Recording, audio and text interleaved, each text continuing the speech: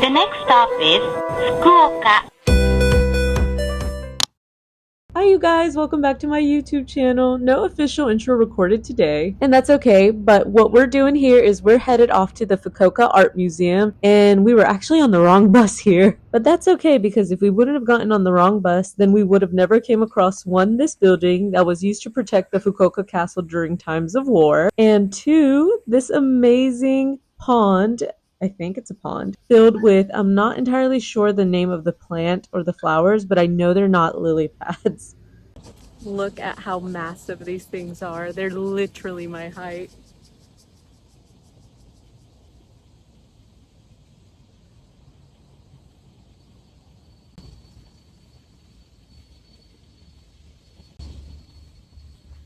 Insane. And after we left there, we went to the Fukuoka Art Museum, which was about a 10-minute walk. And they had this really cute cafe in there. I ended up getting a Coke and un churro that only had sugar and cinnamon, if I'm not mistaken. And it was freshly made, so you know it was good.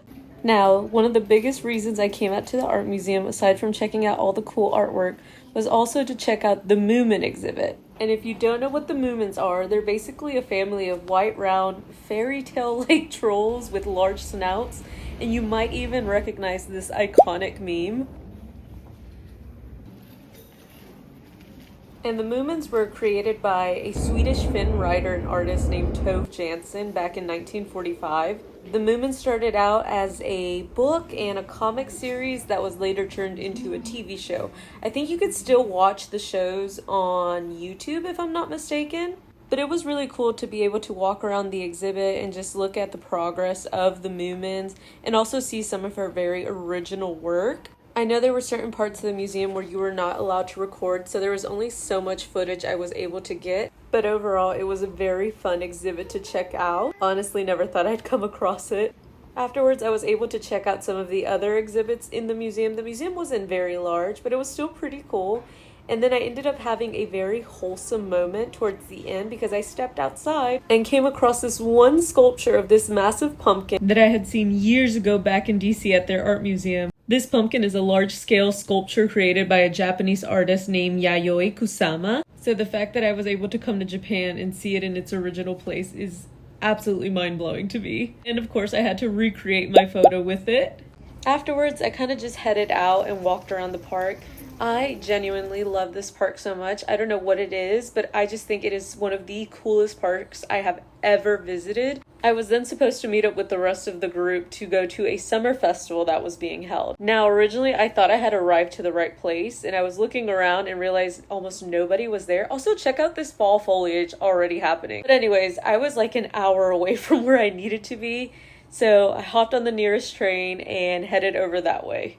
Here I had finally arrived. It was getting pretty late, but that's okay. The person in white walking in front of me is actually one of my fellow residents. I found her there at the station when I arrived, and so we just walked over together.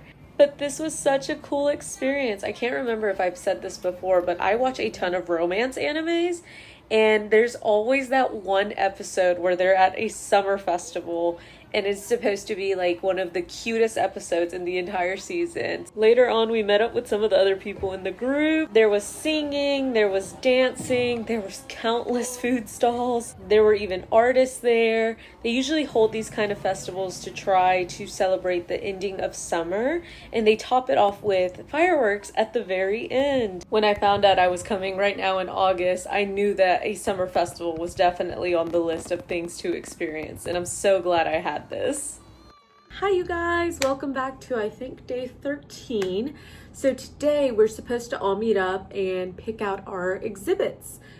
Well, pick out the locations of where our exhibits are going to be held. I think it's a total of 4 buildings, so we each have to decide where do we want to display our artwork, because we are all displaying it on the same day. But before I do that, I'm gonna go visit house 3 because I haven't checked out their house. So I'll be over there in a little bit, and then we're gonna go thrifting for yukata because we do have another festival. It's not as big as the one yesterday, it's a lot smaller, but we're gonna go to another festival today. So I'm super excited about that. So let's go. Really didn't film in house 3, so here's a small clip. Okay, you guys, we just got off, and by we I mean me, just got off the bus. We are walking to the thrift shop Apparently this is a very big thrift shop, but also a little bit more affordable than the one in the city. I'm looking for, I think it's called a yukata, not a kimono. It's a lot lighter than a kimono. So anyways, oh, I see it now. Okay, I do see it now. Hold on, let me flip the camera. It is that second one right there, E Columbus. It's kind of hard to read the letters, but let's see what we find. So this was a decently sized thrift store and super affordable. Clothes were like $2, $3. Some of these bags were under $20. I fell in love with this one and it was like $18. I may go back and get it, I don't know. They had men's clothing, they had toys for kids, and such a huge variety of yukatas. I spent a good while in there, but I managed to find the one I wanted. Okay, you guys, we are back. Again, by we, I mean me. I am back. Well, what time is it right now? Sorry. It is 6:36 p.m. I think the festival, this one's really small. It does not compare to yesterday's festival, but I think it started at 6. But they said to get there between 6 and 7 o'clock. So I am gonna attempt to get myself dressed in this yukata. I don't think I'll film that part. It's probably gonna take me a little bit, but I will show you the final reveal. So stay tuned. Okay, this is not the best lighting. It's as good as it gets right now, but I feel incredibly gorgeous. Oh my God. I hope you can see well because I don't have my glasses on. This looks insane. I tied this by myself. Shout out TikTok. Hold on, I made the bow and everything. Little hair accessories. I feel so cute and so adorable. I feel like I could just cry, but yeah, this is my yukata, not a kimono, yukata. It's a lot lighter. We're about to go ahead and head out to the festival. I'll see you guys there. Okay, just a few more videos outside because the lighting was gorgeous there. And also the festival is only about maybe less than a 10-minute walk from where I'm staying. And one more video in front of the shrine entrance. Oh, so cute. Here we went ahead and arrived to our festival. Like I said, this one's really small and not all of the residents came out to this one. Only a few of us came out, but it was still really cool. They had sweets, they had singing, they had dancing. I participated in the dance.